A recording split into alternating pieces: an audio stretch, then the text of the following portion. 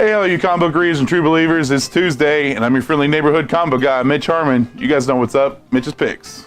For Marvel Comics, Extremists, #1, written by Leah Williams, art done by George Janty. The Extremists are the, basically, kind of X-Men's personal secret squad that goes around and quelling anybody who happens to be having any of these feelings in this new utopia that Nate Gray has created. You got on the team, you have Psylocke, Blob, North Star, Iceman, Jubilee, Psylocke, and Monta. I'm not really sure. She's got psychic fingers. I'm not really sure who she is.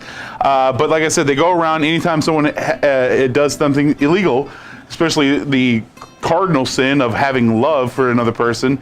They show up, take them to Cerebro, wipe their memory, and put them back, unless they have multiple offenses, and then they just kind of go away for a long time. And it's all normal, I guess, for them until they come across one of the mutants who actually is pregnant. And in this utopian world, pregnancy is supposed to be kind of outlawed, almost impossible, I guess. But for some reason, these two have been able to successfully do it. This is the #1 of the mini series that are coming out of Age of X-Men. This will fall around just these characters, but I'm sure it's all going to accumulate to the end in one big, awesome final battle. But if you guys are interested in the Age of X-Men, you don't want to miss out on this one. Check it out. From DC Comics, Flash #65, written by Joshua Williamson, art done by Rafa Sandoval. This is the final part of the crossover between the Batman and the Flash series.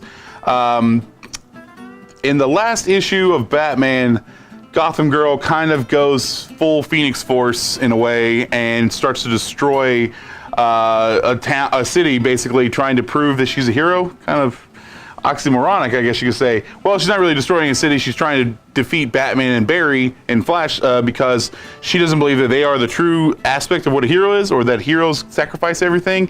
I don't know. Her thought process on all this is a little wonky, but I guess when you have your body's being pumped full of venom, you kind of don't really think straight in this.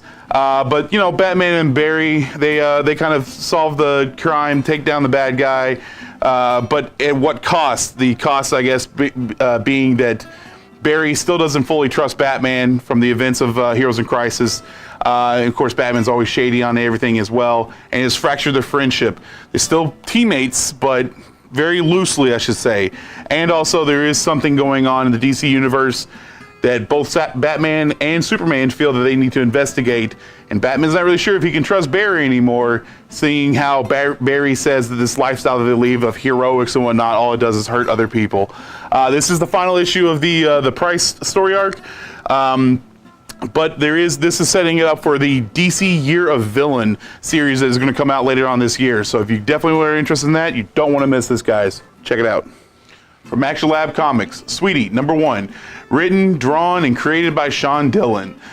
Maggie is your stereotypical comic book nerd. She loves watching kung fu movies, reading comic books, all the cool nerdy stuff. And she's actually such a big fan, she tries to emulate a lot of that stuff. And she almost has like a photographic memory as well. Everything she sees, she remembers, and she practices and tries and tries and tries. Much at the dissatisfaction of her parents, who think she's just trying to basically kill herself. Not literally, but you know how overprotective parents can be. But one day, Maggie's just walking through the mall, and all of a sudden, they're not exactly clear on why, but there's just this terrorist group that starts to try to take over the mall, and they're trying to get something in there.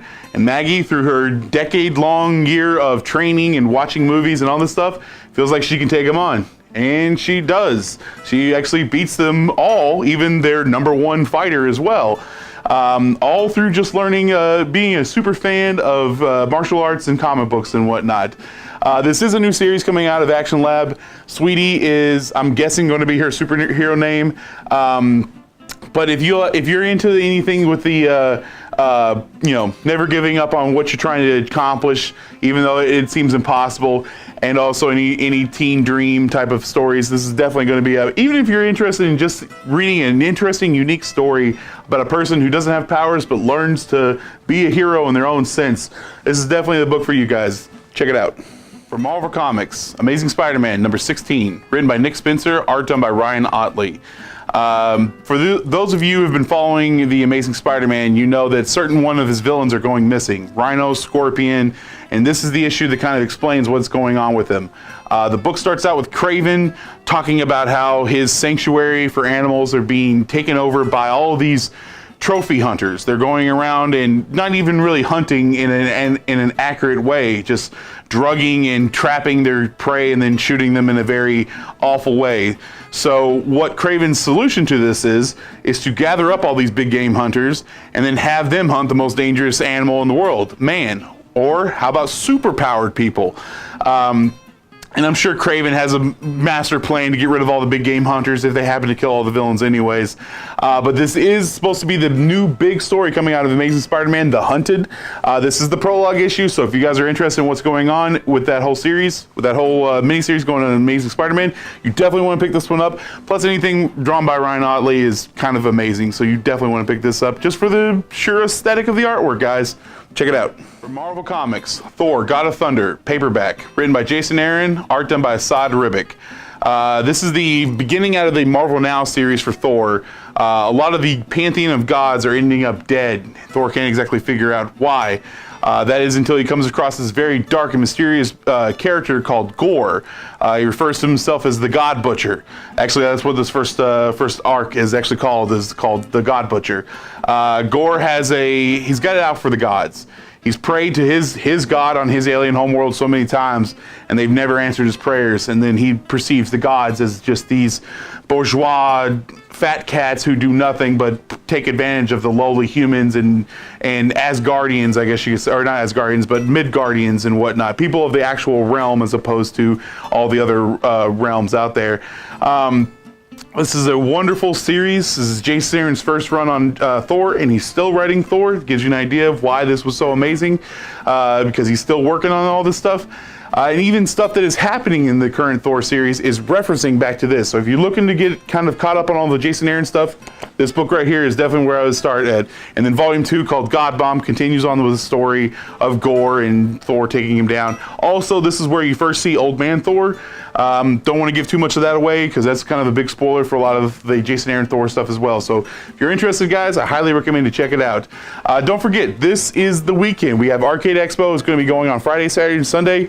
Friday it starts at 2, goes to midnight. Saturday starts at 10 a.m., goes to midnight. And Sunday starts at 10 and goes to 4 p.m.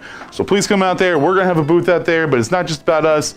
It's about enjoying all the video games. There's going to be tons of box arcades. Otherwise, Hunter calls them arcade cabinets. That's right, I'm calling you out on Mitch's picks. But there's also plenty of tournaments out there. They always got a big pinball tournament going on. And there's recently been a lot of people coming out selling like little tchotchke items and art and stuff like that. Really great time, guys. Definitely want to come by and check it out. That's all my picks for this week, everyone. Keep reading your comics, true believers. See you guys next week.